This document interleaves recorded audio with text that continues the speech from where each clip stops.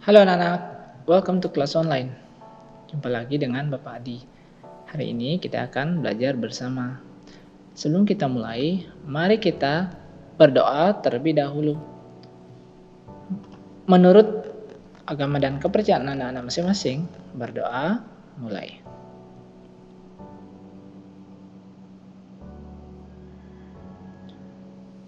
Berdoa selesai. Semoga apa yang akan kita pelajari nanti akan bermanfaat bagi kita semua. Pelajaran hari ini kita masih belajar tentang tema 1, yaitu selamatkan makhluk hidup. Subtema 3, ayo selamatkan hewan dan tumbuhan di pembelajaran 1 dengan mata pelajaran IPA, IPS, Bahasa Indonesia. Oke, setelah anak-anak membaca buku tema 1 kelas 6, halaman 110 sampai dengan halaman 126, Bapak akan review kembali apa saja yang sudah anak-anak baca tadi. Pertama, pelajaran IPA. Hewan langka. Bapak yakin anak-anak sudah membaca tentang bagaimana usaha-usaha menyelamatkan hewan langka. Bapak ingin memperkenalkan sekarang hewan langka yang ada di Indonesia. Yang pertama, di sini ada harimau Sumatera. Yang kedua, ada orangutan. Yang ketiga, ini adalah komodo. Wah, besar sekali ya. Kemudian ada merak, burung yang sangat indah. Ada badak Jawa, binatang yang sangat kuat dan besar, ya, memiliki cula. Kemudian ada anoa. Ini bentuknya seperti sapi. Oke, ini adalah beberapa hewan langka yang ada di Indonesia. Nanti Bapak akan jelaskan apa sih arti langka itu. Oke, mari kita lanjut. Kemudian tumbuhan langka. Ada beberapa tumbuhan langka yang ingin Bapak review di sini. Ada 7 ya. Yang pertama adalah bunga Padma raksasa. Oke, bunga ini sering disebut dengan Rafflesia arnoldii. Oke, yang kedua adalah pohon ulin, terkenal dengan kayunya yang kuat ya. Ada bunga yang sangat cantik, Edelweiss Jawa. Kemudian bunga dari pohon anggrek tebu. Kemudian bunga bangkai. Ini adalah kantong semar. Yang terakhir adalah pohon damar. Ini adalah 7 pohon yang termasuk dalam tumbuhan langka yang ada di Indonesia. Oke, jadi apa sih itu langka? Hewan atau tumbuhan, ini Bapak lupa mengetiknya ya. Hewan atau tumbuhan langka itu adalah jadi spesies atau jenis dari hewan yang sudah jarang kita temui ya. Karena mereka itu adanya sudah semakin sedikit. Jadi binatang dan hewan yang sudah Bapak review tadi itu pasti anak-anak sangat sulit untuk menemukannya karena jumlahnya sudah semakin sedikit. Nah, itu tidak terlepas dari tanggung jawab kita sebagai manusia yang sudah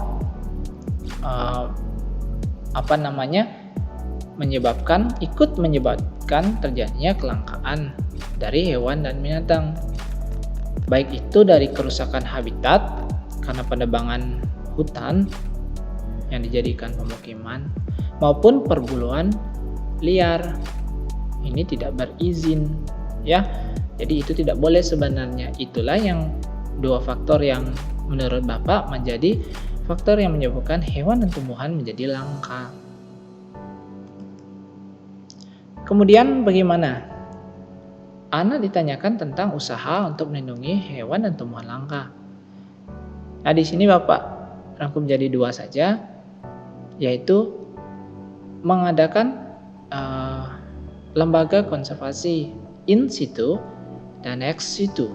Ada 2. Oke, apa itu in situ?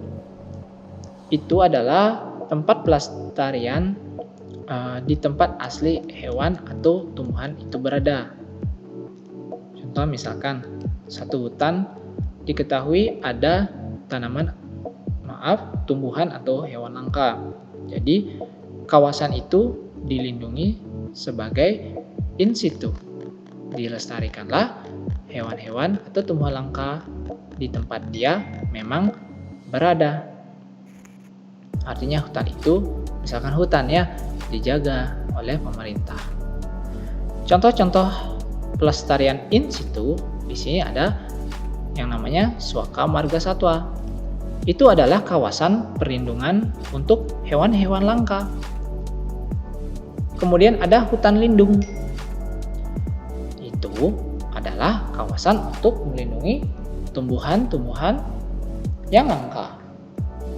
Kemudian yang terakhir ada yang namanya Taman Nasional. Taman Nasional ini adalah kawasan perlindungan hewan beserta tumbuhan. Jadi ada dua itu, selain hewan ada tumbuhan, jadi nyampur di Taman Nasional. Itu adalah pelestarian in situ. Yang selanjutnya adalah ex situ. Apa itu pelestarian ex situ? Jadi itu adalah pelestarian di luar habitat asli hewan atau tumbuhan. Jadi hewan atau tumbuhan langka itu dipindahkan. Ya. Berarti artinya gini, dia tidak di rumah aslinya. Jadi dia itu dipindahkan ke tempat pelestariannya. Contoh ada kebun botani.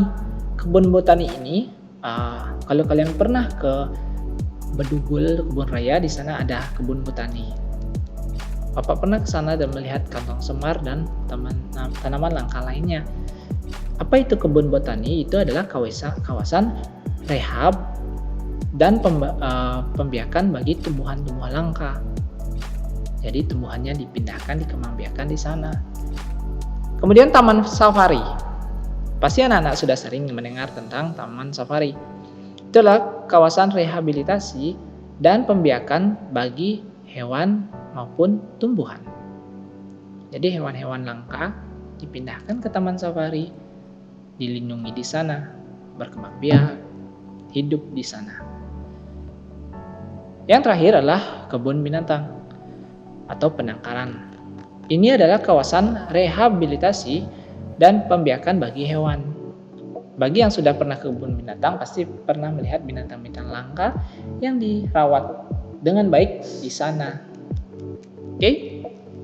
Jadi itu adalah dua usaha untuk melindungi hewan dan tumbuhan langka. Kemudian apa sih yang bisa kita lakukan sebagai siswa atau sebagai warga negara untuk berkontribusi ikut menjaga kelestarian dari hewan langka? Yang pertama, untuk melindungi kelestarian hewan langka, kita sebagai manusia yang memiliki pikiran dan budi pekerti, kita tidak boleh memburu hewan sembarangan. Ya, jangan kita memburu hewan-hewan langka. Biarkanlah mereka hidup agar generasi-generasi berikutnya bisa menyaksikan atau melihat hewan-hewan tersebut. Ya, sebenarnya tidak penting kita memburu hewan langka. Untuk apa? Ya, kalau kita mau makan ya makan saja. Daging ayam yang sudah diternakan sudah banyak ya. Sebenarnya tidak perlu kita berburu hewan langka ya. Selanjutnya adalah melindungi hewan-hewan langka dengan cara sudah tadi Bapak jelaskan ya, mengembangbiakannya, merawatnya dengan baik. Ya, kita bisa mulai dengan lingkungan rumah. Kita bisa merawat hewan-hewan peliharaan kita dan melindungi mereka. Itu contoh kecilnya. Kemudian mencari alternatif pemanfaatan hewan-hewan langka dengan menciptakan pengganti berbahan sintetis. Ini maksudnya apa? Anak-anak mungkin pernah lihat jaket kulit. Kemudian ada sepatu kulit. Itu adalah dari kulit-kulit hewan. Nah, kita di sini dapat mencari alternatif. Alternatif itu maksudnya adalah sumber lain, ya, yang bisa kita gunakan sebagai pengganti. Jadi sekarang sudah ditemukan yang namanya kulit sintetis. Jadi bahannya bukan kulit hewan asli, tapi dengan kekuatan yang hampir sama untuk membuat sepatu dan yang lainnya. Itu ya, agar hewan-hewan ini tidak diburu, diambil kulitnya, jadinya punah. Oke. Yang kedua, untuk melestarikan tumbuhan langka, ini ada 3 poin yang Bapak sampaikan di sini. Yang pertama, tidak menebang pohon sembarangan. Ya, jangan sembarangan menebang pohon. Nanti pohon-pohon langka kita tebang, itu tidak baik. Oke. Kemudian yang kedua, melakukan tebang pilih. Artinya kita memilih pohon yang sudah tua dan siap untuk ditebang, bukannya pohon yang masih muda atau pohon yang masih berkembang. Pohon yang tua ini kan sudah hidupnya sudah, artinya sudah selesai, ya, pohonnya sudah mati, tapi kita masih bisa memanfaatkan kayunya. Oke. Yang ketiga, yang terakhir adalah penanaman kembali tanaman yang telah dimanfaatkan. Misalkan kita sudah menebang pohon, seharusnya kita juga bisa menanam pohon yang baru di tempat itu, ya, nanti akan berkembang kembali. Jadi tidak stop kehidupan dari pohonnya. Jadi tetap akan tumbuh nanti jadi pohon baru. Itu yang bisa kita lakukan. Apa sih nanti manfaatnya bagi kita ketika kita sudah menyumbangkan kita ikut dalam menjaga hewan-hewan langka? Yang pertama itu adalah menjaga sumber makanan bagi manusia. Jika hewan dan tumbuhan kita jaga kelestariannya, kita tidak akan kekurangan sumber makanan. Karena kita selalu bergantung memperoleh sumber makanan dari tanaman dan hewan. Jika itu sudah habis karena punah, kita juga ikut punah nantinya. Oke. Manfaat yang kedua adalah mencegah terjadinya bencana. Misalkan tanah longsor. Ya, untuk mencegahnya kita dapat menanam tumbuhan-tumbuhan yang bisa menyerap air dan mengikat tanah jadi kuat, terutama di lereng-lereng gunung. Oke. Menjaga kesuburan tanah. Jadi banyak hewan-hewan kecil yang ada di tanah yang dapat menyuburkan tanah. Kotoran hewan yang pemakan tumbuhan pun bisa menyuburkan tanah. Jadi penting sekali binatang-binatang itu, ya. Kemudian menjaga keseimbangan ekosistem. Jadi di dalam ekosistem itu ada yang namanya keseimbangan. Jadi hewan satu ataupun tumbuhan satu dan yang lainnya, tumbuhan, hewan, dan manusia itu memiliki rantai yang tidak boleh diputus agar kehidupan ini berjalan secara seimbang. Oke. Contohnya saja, misalkan ular punah itu. Siapa yang akan memakan tikus? Ya, tikus akan terus semakin banyak dan memakan padi-padi petani. Akhirnya kenapa? Gimana? Padi-padi jadi rusak, kita tidak makan nasi. Jadi rantai itu tidak boleh putus. Satu hewan tidak boleh punah. Ya, kalau tikusnya yang nggak ada, tikusnya yang punah, berarti tidak ada makanan untuk si ular. Ularnya yang nanti akan punah. Walaupun kita tetap mendapatkan padi. Ya, tidak boleh seperti itu. Jadi semuanya harus seimbang. Kemudian menjadi sumber pendapatan pariwisata. Contohnya, hewan-hewan langka yang sudah kita jaga, kita rawat dan kembangbiakan di kebun binatang. Ini bisa menjadi tempat wisata dan menghasilkan sumber-sumber ekonomi bagi pemerintah untuk membangun infrastruktur. Pajak dari kebun binatang nanti digunakan untuk membayar dan membangun infrastruktur seperti jalan, bantuan pendidikan, kesehatan, dan lain-lain. Ya, sangat besar sekali sumbangsinya. Yang terakhir adalah menjaga kualitas air dan udara. Ini penting perannya tumbuhan-tumbuhan, ya, menjaga tetap menghasilkan air bersih dan juga udara yang segar karena menghasilkan oksigen. Jadi itulah manfaatnya sangat banyak sekali bagi kita. Oke, itu tadi adalah pelajaran IPA. Sekarang kita masuk ke bahasa Indonesia ya. Di sini kita akan belajar bagaimana membuat kesimpulan yang baik. Bagaimana sih caranya? Ya, kita cari dulu apa itu kesimpulan. Ya, jadi kesimpulan merupakan pendapat akhir dari sebuah teks atau paragraf. Pendapat ya. Tujuannya apa? Tujuannya adalah agar orang yang membaca atau mendengarkan itu mengerti poin-poin dari apa yang disampaikan atau hasil dari gagasan maupun wacana. Jadi intinya ya. Bagaimana langkah menentukan kesimpulan? Yang pertama, kita harus menemukan ide pokok terlebih dahulu. Itu sudah anak-anak pelajari kemarin di video sebelumnya, oke? Di pelajaran sebelumnya, saudara. Kemudian, anak-anak cari sebab akibat dalam sebuah paragraf tersebut. Ide pokok itu anak kaitkan dengan gagasan penjelas atau kalimat-kalimat penjelasnya. Kemudian, gunakanlah pendapat sendiri ya dari paragraf itu, hubungkan kalimat pertama hingga akhir paragraf.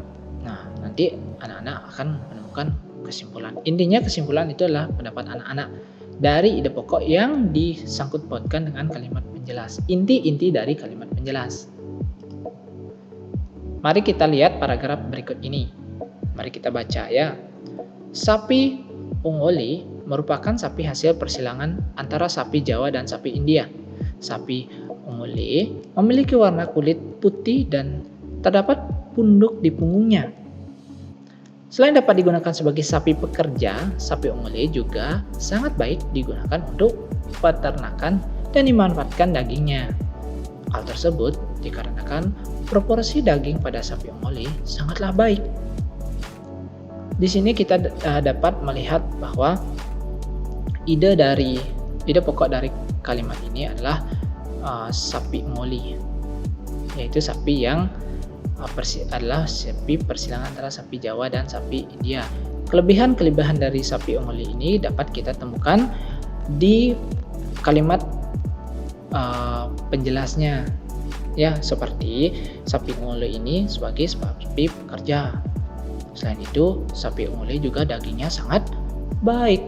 Jadi kesimpulannya kita dapatkan, ya, sapi ungoli memiliki proporsi daging yang sangat baik. Atau jika kalian berpendapat lain, kalian juga bisa berpendapat seperti ini. Sapi ungoli memiliki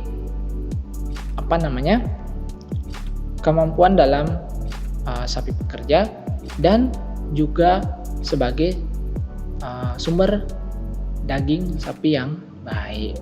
Jadi ada banyak sekali kesimpulan yang bisa dapat dari paragraf ini. Ya, asalkan tidak kita membuat kesimpulan jauh dari isi paragraf, itu sudah kesimpulan yang salah. Lanjutkan ke IPS. Nah, anak-anak sudah membaca secara detail tentang kondisi politik dari 10 negara-negara yang ada di ASEAN, ya, dari mulai mata uang, ibu kota, itu sudah Anda baca di buku.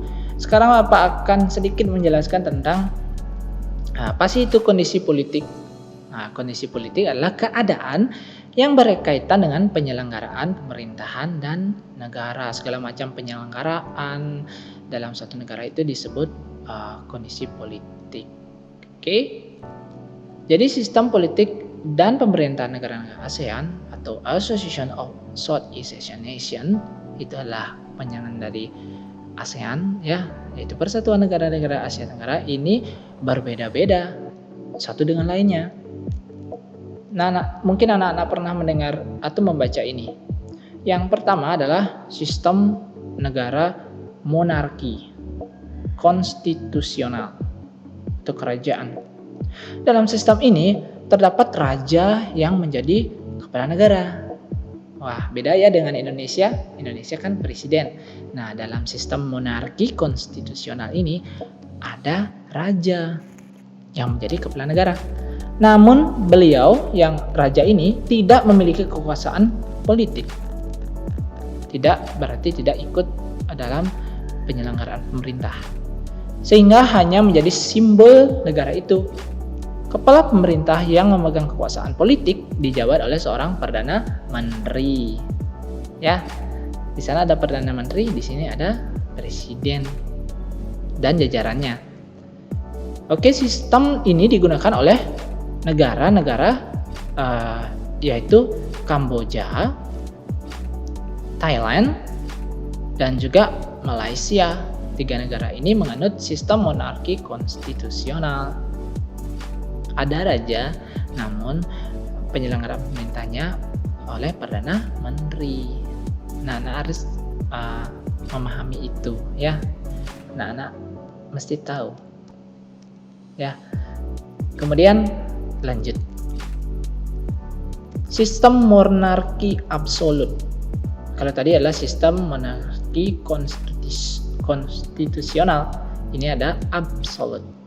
Juga sistem kerajaannya. Apa sih bedanya? Dalam sistem ini terdapat raja menjadi kepala negara sekaligus kepala pemerintahan. Kalau yang tadi konstitusionalnya ada raja, namun perdana menterinya yang menjalankan pemerintahan. Yang ini monarki absolut, itu langsung rajanya yang menjadi kepala pemerintahan yang memegang kekuasaan mutlak dan utama dan tidak dibatasi oleh parlemen atau undang-undang dasar. Sistem ini ada di Brunei Darussalam. Ya. Kemudian kita lanjut. Sistem republik presidensial. Nah, pasti tahu ini ya. Dalam sistem ini terdapat presiden menjadi kepala negara sekaligus kepala pemerintahan. Ya, presiden. Nah, kita pakai presiden di Indonesia ya. Presiden dipilih oleh rakyat, yaitu kita, dan kemudian membentuk kabinet yang berisi menteri yang membantu presiden ya. Dalam sistem ini terdapat pembagian kekuasaan antara presiden sebagai pihak eksekutif dan pihak legislatif dan yudikatif. Sistem itu disebut sistem trias politica. Ya. Sistem republik presidensial ini dianut oleh Indonesia tentu saja ya, dan juga satu lagi negara Filipina yang ada di sebelah utara negara Indonesia ya. Jadi 2 negara ini menganut sistem republik presidensial. Kita lanjut ke sistem republik parlementer. Dalam sistem ini terdapat presiden yang menjadi kepala negara yang bersifat simbolis. Kepala pemerintahan yang memegang kekuasaan politik itu dijabat oleh seorang perdana menteri atau kanselir yang dipilih oleh parlemen. Jadi itu ya. Jadi presiden hanya sebagai simbolis. Yang menjalankan pemerintah itu adalah kanselir ya, atau perdana menteri. Itu namanya republik parlementer. Sistem ini dianut oleh Singapura dan juga Myanmar. Oke, kita lanjut. Sistem negara komunis. Dalam sistem ini, Partai Komunis menjadi satu-satunya partai yang berkuasa dan pemerintahan dikendalikan oleh pejabat yang ditunjuk partai. Sistem ini disebut juga Republik Sosialis atau Republik Rakyat. Ya, kalau di sini kan partainya banyak ya. Kalau di sana hanya satu ya. Sistem ini dianut oleh Laos dan juga Vietnam. Jadi itu ya, di ASEAN ada 10 negara. 10 negara ini menganut sistem politiknya masing-masing ya. Semoga anak-anak bisa mengingatnya ya, mengingat 2 atau 3 ya itu. Jadi setidaknya kita mengenal. Jadi ternyata setiap negara memiliki sistem pemerintahan yang berbeda-beda. Ada juga nama-namanya. Kalau kita presidensial, misalkan ada komunis ya, dan lain sebagainya. Lanjut, kita belajar. Maksud Bapak berlatih ya. Mari kita berlatih. Di sini Bapak siapkan latihan untuk anak-anak. Ya, silakan anak-anak kerjakan di pelatihan ya. 1 dan 2 coba anak-anak soal 1 dan 2 ini memberikan pendapatnya. Tulis dengan detail ya, agar bisa menyampaikan pendapat anak-anak. Belajar kita menyampaikan sesuatu dengan detail dan runtut ya. Yang ketiga, coba anak-anak cari kesimpulan, buatlah kesimpulan dari satu paragraf ini. Yang keempat, anak-anak pilihlah 2 negara dari 10 negara di ASEAN. Kemudian anak-anak cari negara satu, bentuk pemerintahnya apa, nama pemimpin negaranya yang sekarang ya, bisa dicari di internet. Siapa, misalkan Indonesia, Bapak Joko Widodo misalkan ya. Kemudian bahasa nasionalnya apa, kemudian nama mata uangnya apa. Cukup 2 negara saja. Oke, sekian materi hari ini. Kita jumpa lagi nanti di video berikutnya ya. Semangat belajar anak-anak, see you soon.